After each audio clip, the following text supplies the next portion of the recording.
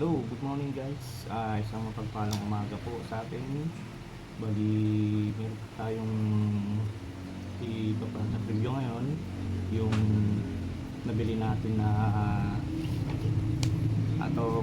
yung mini easy press machine na Creative. So, yung in-order natin siya para magamit natin sa mga maliliit na project. Para hindi tayo gagamit ng mga malalaki na yung mga 15 by 15 na heat press, medyo malaki kasi sa kuryente yun.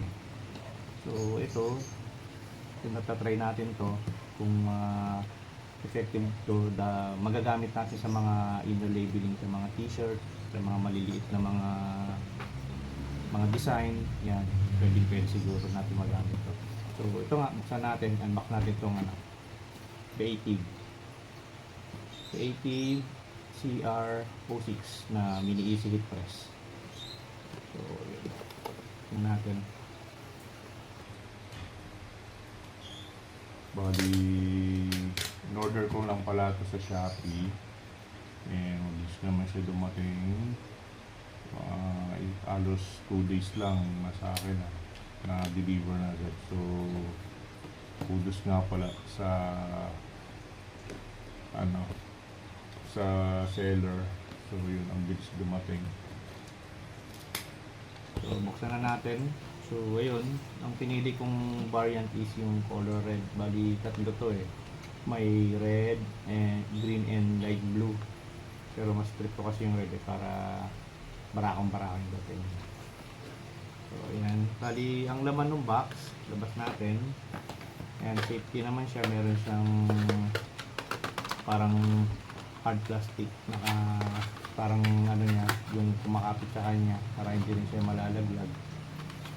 And nakamold naman yung saktong shape ng yung mini heat press. So labas natin yun, ito yung pinaka heat press din. Meron siyang parang base na matigas siguro, to medyo high temp siguro to.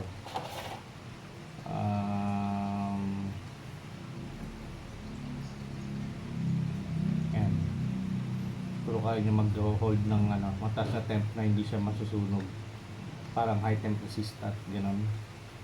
Pero siya medyo malambot para siyang rubber na matigas, gano'n. Ayan. Tapos ito yung ilalim nung pinaka heat press. Ayan, yung surface, flat surface siya. Ayan.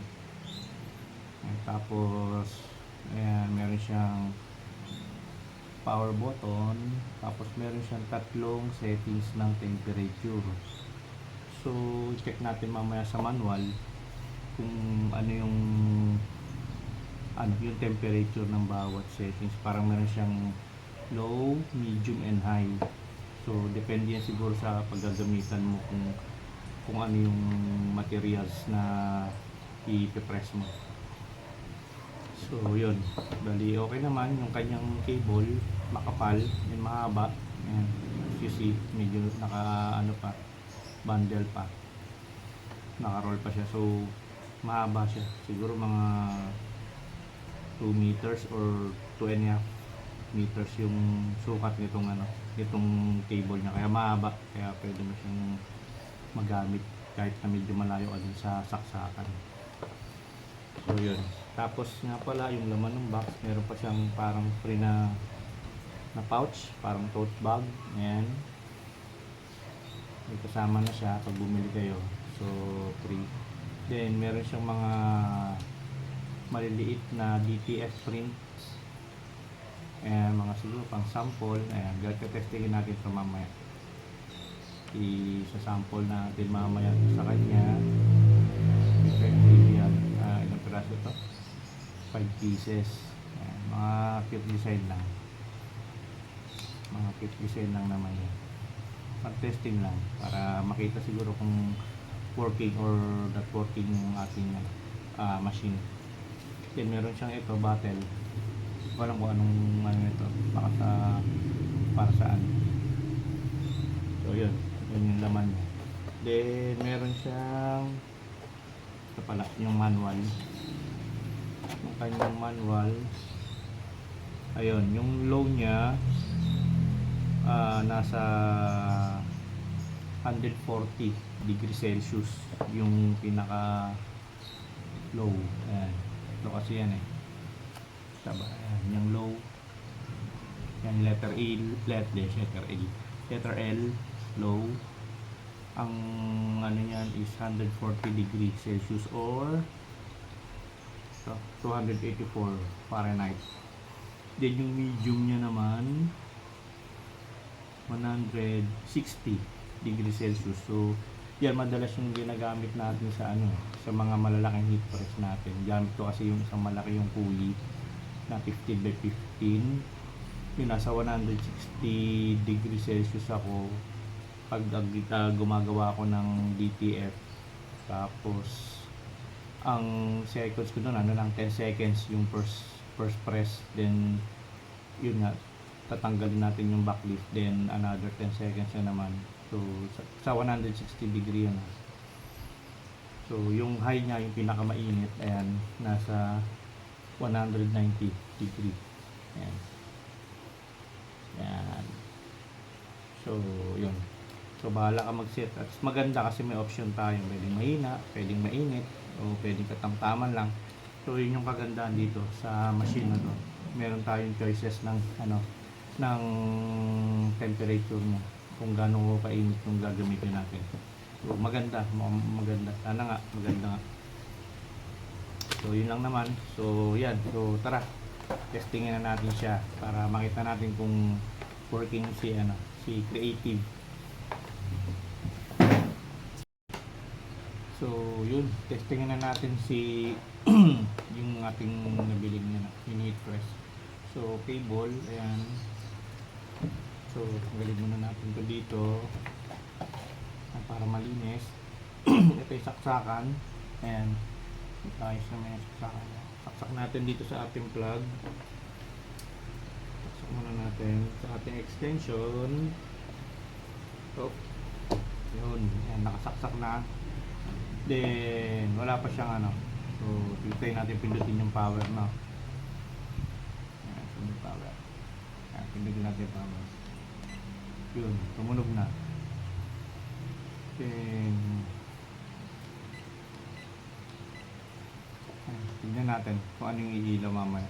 So dito naman siya mainit na ngayon.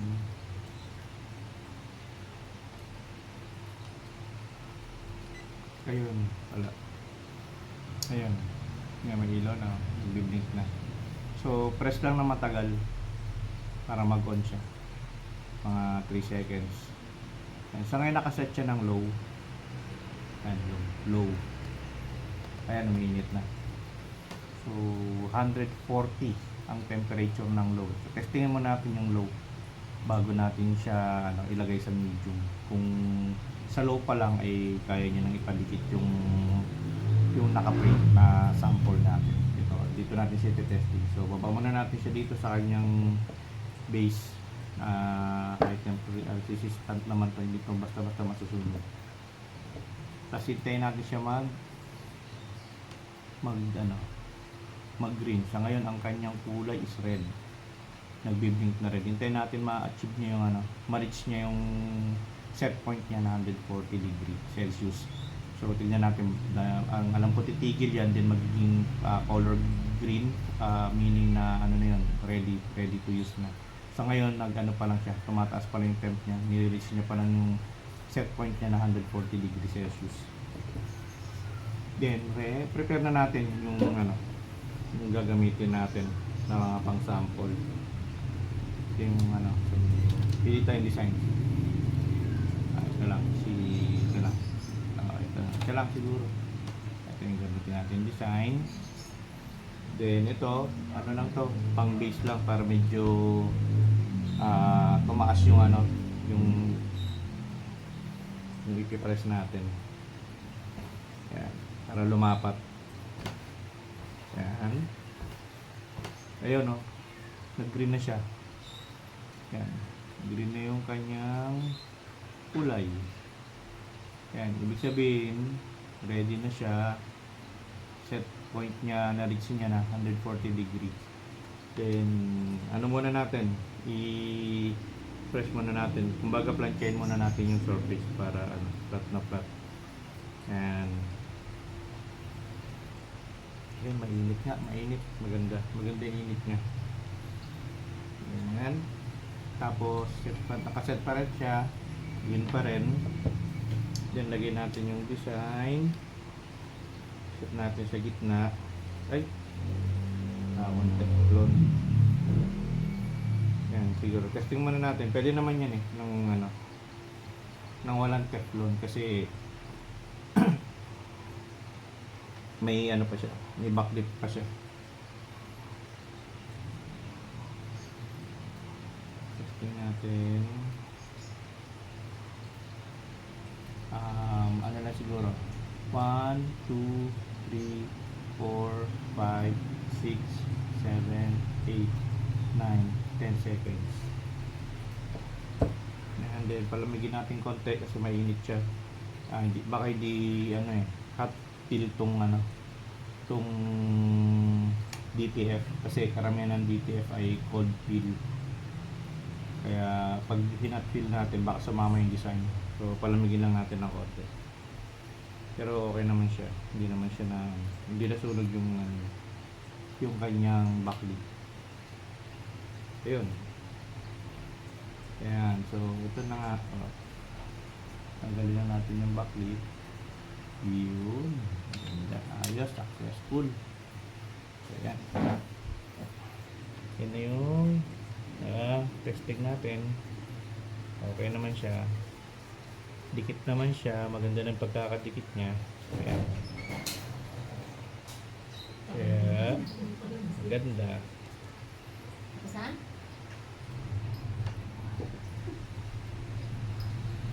Yun. So, yun po. Thank you sa inyo.